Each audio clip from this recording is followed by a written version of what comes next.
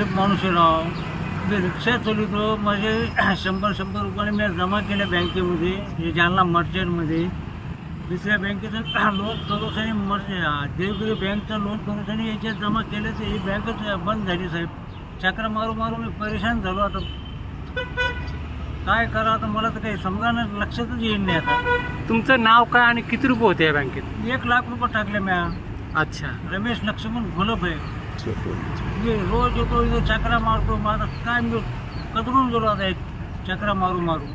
आंबड येथील Motiram Agarwal Jalna merchant cooperative बँकेमध्ये ठेवीदारांनी सोने ठेवले होते. त्यातील काही ठेवीदारांचे सोनं गहाळ झालं म्हणून एक तक्रार होती. त्यातील तक्रारदार आहेत अमोल गायकवाड यांनी तक्रार दिली. हे एक तक्रार आहे. त्याचबरोबर इतर काही जवळपास 23-24 लोकांचे सोनं तारण स्वरूपात ठेवलं होतं. परंतु त्यांनी तिथं बँकेत पैसे भरल्याच्या नंतरही त्यांचं सोनं मिळालं नाही आणि त्यांना सांगितले तुमचं सोनं गहाळ झाले, अशा स्वरूपाची तक्रार होती. तक्रारदाराने आपल्याकडे रितसर तक्रार दिली की मी व इतर माझे जे 23-24 लोक आहेत त्यांनी बँकेमध्ये सोनं ठेवलेलं, बँकेतील सगळे जे मॅनेजर आणि बाकी इतर जे सर्व लोक आहेत त्यांनी मिळून संगणमत करून आमची फसवणूक केली आणि आमचं सोनं गहाळ केलं म्हणून त्यांनी बँकेचे सर्व कर्मचारी तसेच इतर वरिष्ठ अधिकारी यांच्या विरोधात तक्रार दिली. त्या तक्रारीप्रमाणे आपण गुन्हा दाखल केलेला आहे आणि त्या गुन्ह्याच्या अनुषंगाने त्यातील 3 जणांना आपण अटक करण्यात आलेली आहे. त्यांच्याकडून सखोल तपास आणखी चालू आहे. जे 3 आरोपी अटक करण्यात आलेले आहेत ते कोण आहेत त्याची सांगा.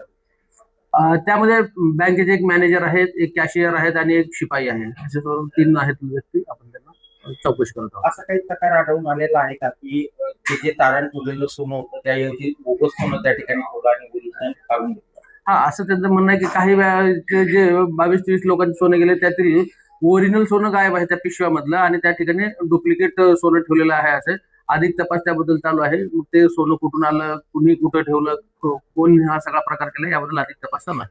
आणखी त्यामध्ये तपासाच्या दरम्यान तुमच्या आणखी कुणावर शंका आहे बँकेचे संचालक मंडळ किंवा? सध्या गुन्ह्याचा तपास चालू आहे. तपास जसा पुढे जाईल तसं आपल्याला त्याबद्दल माहिती देईल.